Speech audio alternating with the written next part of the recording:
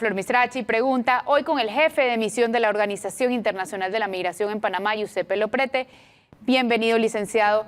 Yo creo que empezar el programa recordando las cifras de la migración ilegal nos va a dejar entender un poquito más en contexto la situación. Solo este año han cruzado por Panamá 324.000 migrantes, que es 5 veces lo que pasaron en el 2022 y 4 veces los que pasaron entre el 2014 y 2019. ¿Qué tan grave es esta crisis?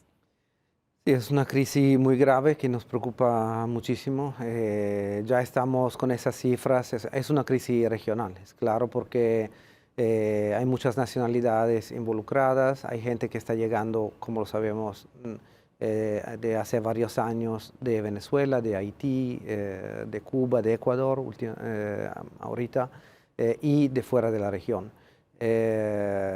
Agosto fue un mes récord con más de 80.000 cruces en un mes solamente. Entonces, es muy difícil manejar estas cifras, estas personas que están llegando. Si miramos a la composición, hay adultos claramente, hombres, el 30% son mujeres, el 20% son niños. Entonces, son familias que se están movilizando, que están dejando todo en sus países, que están vendiendo o simplemente se van, y lo vemos todos aquí en el Darién y en Panamá, que es un poco el epicentro de esta crisis.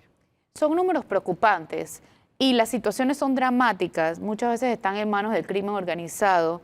Yo creería que es importante que exponga un poquito, porque hay niños abandonados, niños robados, tráfico de personas. Recién esta semana vimos 5 coyotes colombianos detenidos, 150 migrantes pudieron rescatar de esa situación.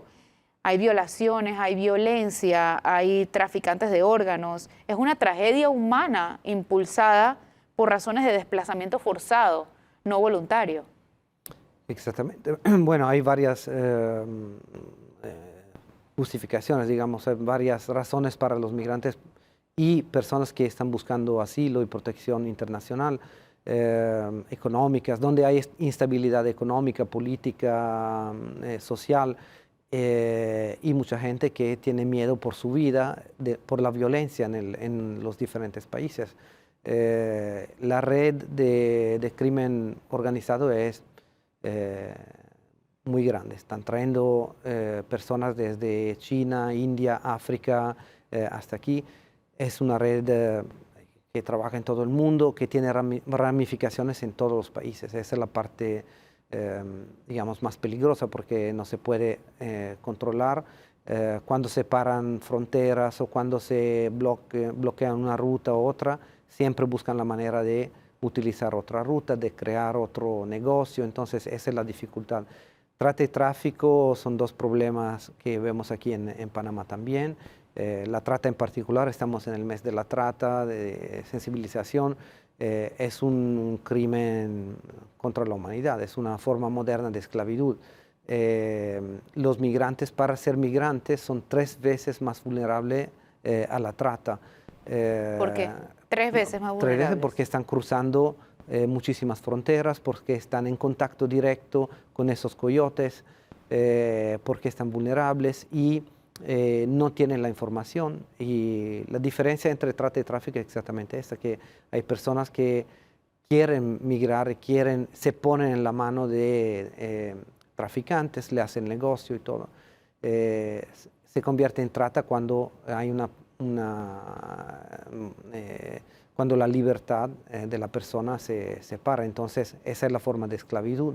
Y en Panamá vemos las mujeres, niños también, que son víctimas y que, bueno, se están haciendo muchas acciones contra esta. Pero es un flagelo, y tenemos que monitorear de muy cerca los derechos humanos, ahorita de casi 350.000 personas que están cruzando. Lo más difícil del tránsito del sur al norte es pasar por Darién. ¿Cuántos de los migrantes que pasan se quedan en Panamá y cuántos siguen su ruta hacia Estados Unidos? Exactamente. La mayoría, casi todo, digamos 95% llegan al Darién, cruzan el Darién y continúan hasta Costa Rica. Luego no todos van en todos los países, pero en Darién y en Costa Rica vemos esta entrada y salida. Hay personas ahora que estamos encontrando, que están diciendo, que están contando las historias también, que regresan también, se quedan en Centroamérica, llegan hasta México y luego regresan a poco y lo vemos nuevamente. ¿Por qué? En ¿Porque Panamá. llegan allá y no les va bien? Porque no, sí, porque no tienen dinero para continuar, porque la familia no puede enviar más dinero, porque no consiguen la vía para continuar. La frontera es muy difícil, muy peligrosa entre México y Estados Unidos también. Y entonces se quedan en unos países buscando oportunidades, sino a poco regresan. ¿Cuántos muertos en el camino? Estamos actualizando las cifras. El año pasado y este año estamos casi a 500 personas desaparecidas y fallecidas. Seguramente son cifras que no son correctas o que son... Hay muchos subregistros. Sí, exactamente, no lo podemos saber, las autoridades también, pero ya es una cifra enorme y es un cruce muy peligroso por todo, por la selva, por el crimen organizado, para el hecho, ¿no? Estamos en una jungla, en la naturaleza, entonces, y por la vulnerabilidad de la persona que están cruzando. Ya se sabe, niños, mujeres embarazadas, adolescentes, personas mayores también. Costa Rica y Panamá hablan de un sistema de flujo controlado, según el que Panamá agarra a los migrantes cerca de Darién, los monta en un bus y los lleva a la frontera con Costa Rica. Hay quienes piensan que eso es un mecanismo que facilita la migración, pero por otro lado está la opción de que, ya lo vimos también en Panamá, migrantes durmiendo en terminales, haciendo sus necesidades por todos lados, al aire libre, en lugares públicos, con cero dignidad y también con un peligro para la violencia y la inseguridad en Panamá. ¿Qué es mejor? ¿Esto del flujo controlado es bueno o es malo? No, Panamá está haciendo muchos esfuerzos, migración, Senafronte están en todo lado, en todas las fronteras, con nosotros, con los organismos internacionales, la sociedad civil también. Entonces, tenemos que hacer algo y tenemos que mirar, en mi opinión, a qué están haciendo los otros países en crisis donde vemos situaciones similares.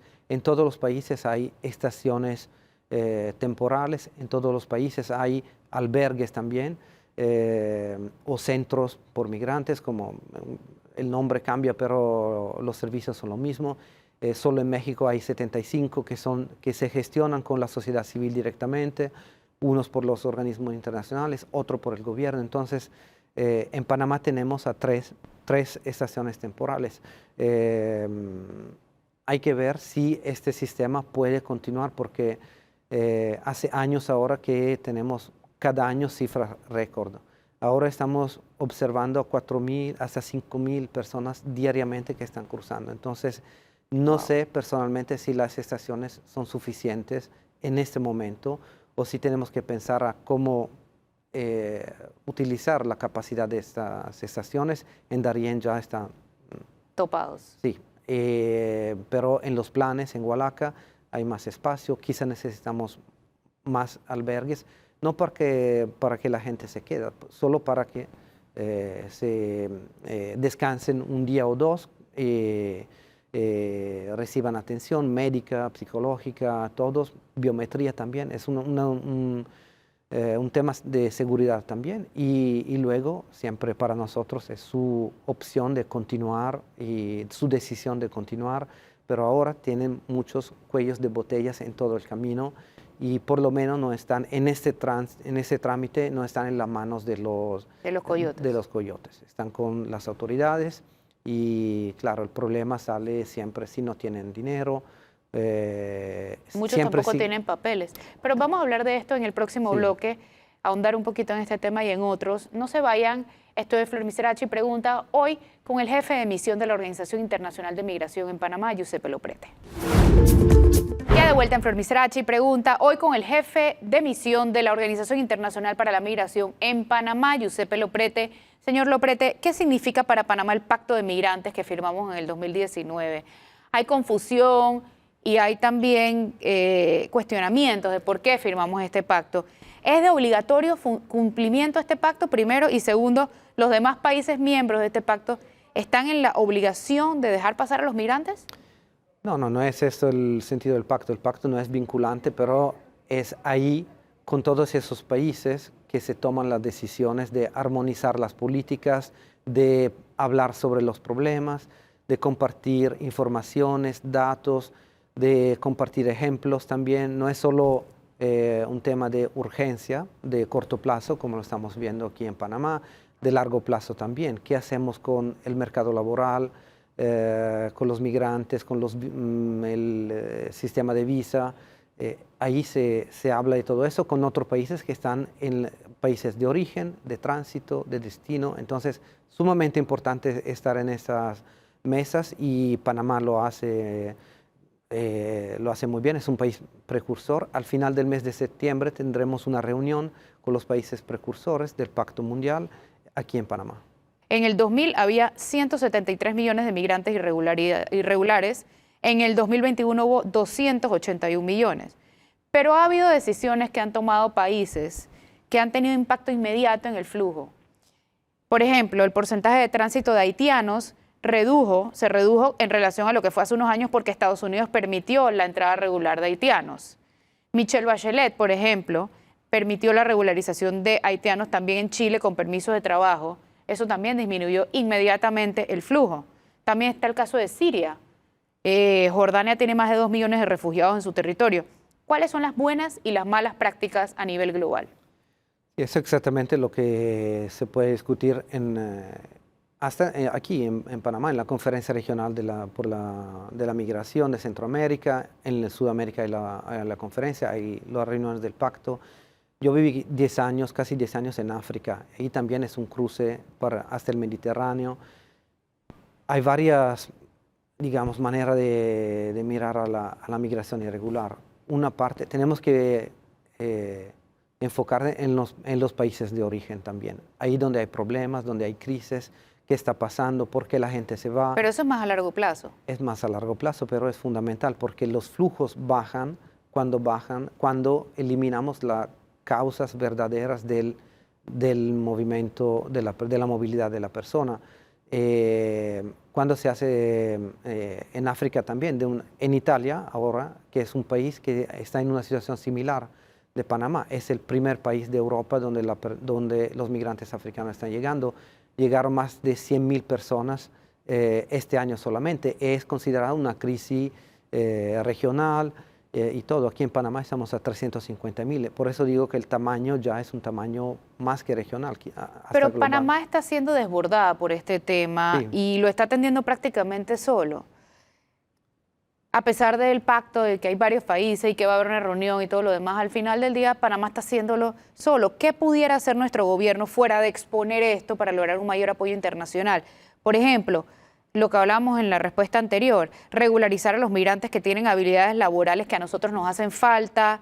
O sea, más allá de atender la crisis inmediata, ¿cuál puede ser una solución? Exactamente. Las vías legales son fundamentales para manejar estos flujos. En todos los países más desarrollados faltan trabajadores, faltan millones de trabajadores. Canadá, Estados Unidos, solo para quedarnos en las Américas. Estados Unidos está permitiendo el tránsito de 30.000 personas cada mes, haitianos, cubanos, venezolanos, nicaragüenses, con un visa humanitario. ¿Por qué? Porque necesitan también trabajadores.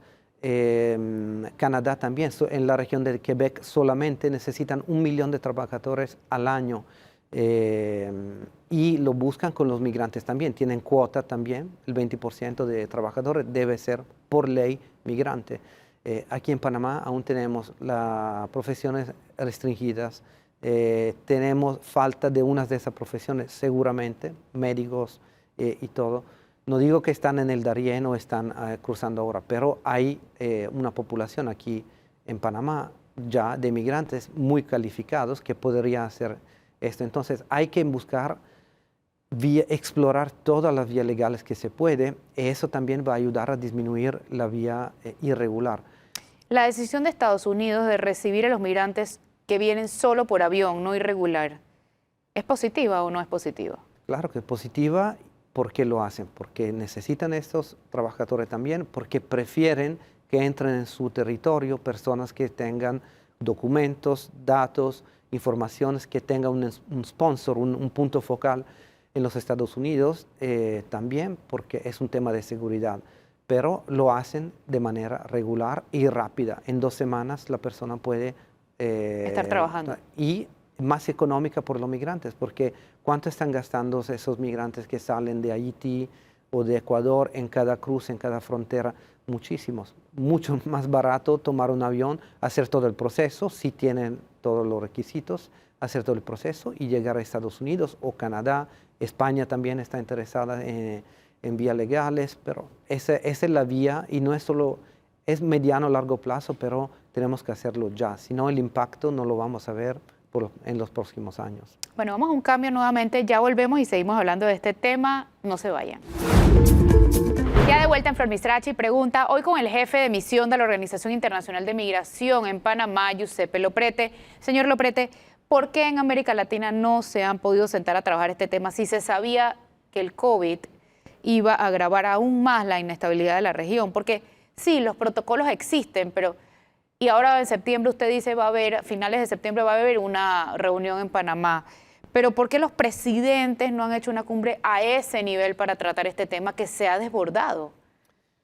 Claro, bueno, estamos a tiempo por hacerlo y para mí es una prioridad. Varias reuniones también ya se hicieron, la declaración de Los Ángeles.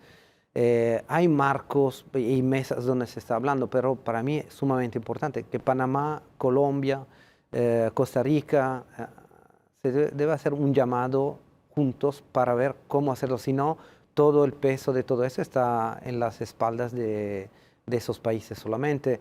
Hay que hablar con los países de origen claramente y es sumamente importante de hacerlo ahora al más alto nivel porque y llegar Pero ustedes con están soluciones.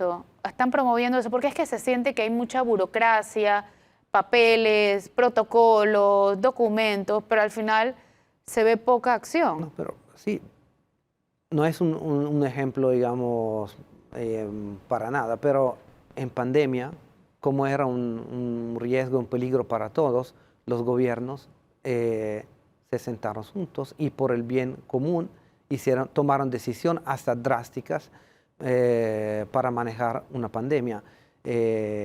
Por la migración irregular o por la lucha contra el crimen organizado o por acciones que se puedan tomar, deben hacer lo mismo, deben coordinarse, deben armonizar su comunicación también. Es la única manera, porque si no, y en pandemia esta migración, estos flujos irregulares, quizá es también un impacto a largo plazo de la pandemia, porque mucha gente perdió su trabajo, perdió todo en la pandemia y ahora se ven sin papeles, ¿Pero sin qué nada. está haciendo la OIM para promover que se sienten y más que hablar, hagan algo? Tomar decisiones, sí, claro. No es solo la OIM, creo que las Naciones Unidas también tienen un rol importante. Por la OIM, claro, estamos explorando todas las posibilidades. El enfoque ahora está justamente en las vías legales. ¿Y por qué no están diciendo quién no está siguiendo los protocolos? No es solo un tema de protocolo y la OIM y las Naciones Unidas pueden apoyar el discurso, pero cada país y cada gobierno tiene la autoridad para tomar sus propias decisiones. Sí, claro, pero ¿quién los reúne? ¿Quién los hace actuar? Sí, podemos convocar reuniones y lo estamos haciendo y hay muchos.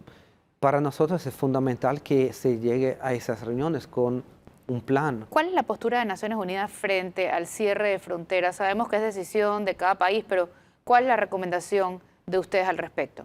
Si miramos en todo lado en el mundo, el cierre de fronteras nunca no tiene impacto, porque es una migración irregular. Si la frontera está abierta o cerrada, no cambia nada. Al contrario, los traficantes buscan la manera de pasar por otro lado, se paga más, ¿no? Entonces los migrantes al final van a pagar más y son fronteras porosas, entonces no es solo el punto de Paso Canoas que lo cerramos y ya no van a Costa Rica, se van por otro lado, igual el Darién donde ni hay una frontera, es un parque natural, es una área protegida y hay el río, hay la parte marítima, entonces, ¿cuál frontera se pueden realmente cerrar?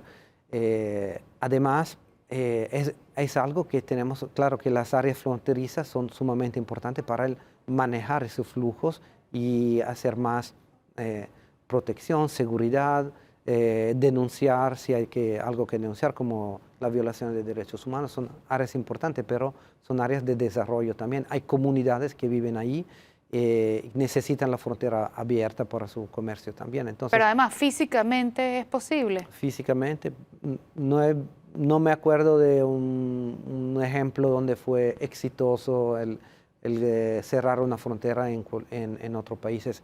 Viví 4 años en Haití, ahí hay solo una frontera entre Haití y República Dominicana, y hay 100 puntos no oficiales, cruces no oficiales de fronteras. Es 4 puntos fronterizos oficiales, es imposible cerrarlo. Es un ejemplo, pero todas las fronteras son así. La clave es poder sentar a los países para que, más allá de hablar y comprometerse en papel o hablado frente a los medios, realmente actúen en conjunto. En este momento Panamá lo está haciendo solo. Sí. Levantar recursos, conjunto, también importante.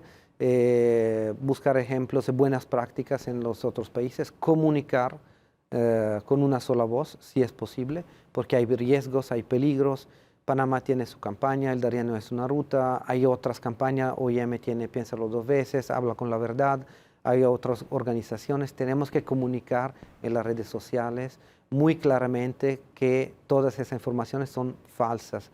No, la gente sale de su país, no sabe ni cuánto va a pagar en la próxima frontera, no sabe cuál es el peligro. Y si ¿Cuánto lo les cuesta sabe, cruzar? miles de dólares. En cada frontera tienen que pagar algo. Y no tienen el dinero o no pueden sacarlo, no pueden sacar efectivo, ese es otro problema. Y pagan hasta 5,000, hemos escuchado personas que pagaron $12,000 para cruzar Colombia. ¿Pero de dónde sacan Panamá. esta plata? Bien, están vendiendo todo, están vendiendo su casa, están vendiendo préstamo, y esa es otra razón por qué no quieren regresar o pierden la comunicación con su familia de origen o con su país de origen porque tienen una deuda alta y no quieren regresar sin pagarla o saben que tienen problemas. Y eso también es una manera que las redes criminales organizan el trámite. Tal vez no se debe pagar inmediatamente, se paga después o se paga una parte y luego, así que la persona siempre está pendiente y pagando algo. Y que se traduce luego en abusos, violencias sexuales, violencia de todo tipo.